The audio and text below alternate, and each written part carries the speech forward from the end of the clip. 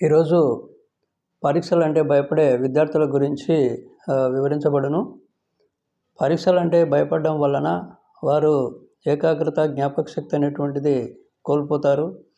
అదేవిధంగా వారు చదువుకున్నటువంటి ప్రశ్నలకు సమాధానాలు వస్తాయో రాదో అని చెప్పేసి కూడా వాళ్ళు అనుమానం అనేటువంటిది పడకూడదు. అదేవిధంగా మరి ఎగ్జామినేషన్ పోయే 2 గంటల ముందర కూడా వారు చదవకూడదు, కొత్త పోర్షన్ చదవకూడదు. అదేవిధంగా మరి ఆహార విషయంలో కూడా ఎక్కువ తక్కువ అనేటువంటిది తీసుకోకుండా మీడియంగా ఆహారం అనేటువంటిది తీసుకోవాలి.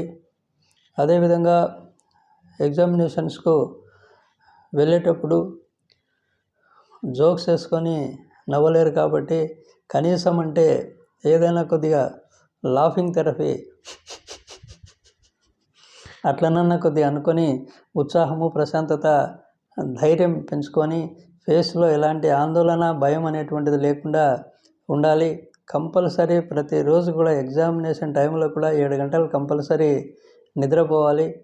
అయిపోయిన ఎగ్జామ్ గురించి బాధపడడం వలన మీరు ఈరోజు రాసే ఎగ్జామ్ సరిగా రాయలేరు కాబట్టి దాని గురించి మర్చిపోవడం అనేటువంటిది మంచిది.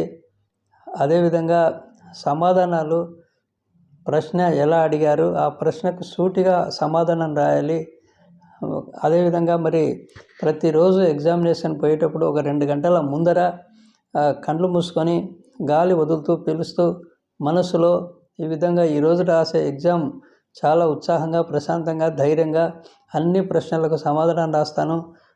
సమాధానాలు రాసేటప్పుడు నాకు బాగా జ్ఞాపకశక్తి, ఏకాగ్రత బాగా పెరుగుతుంది.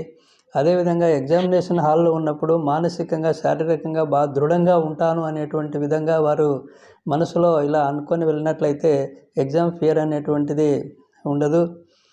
ఇట్లు doctor Sirigireddy Jayareddy, counselling psychologist and clinical hypnotherapist. అందరికీ నమస్కారం.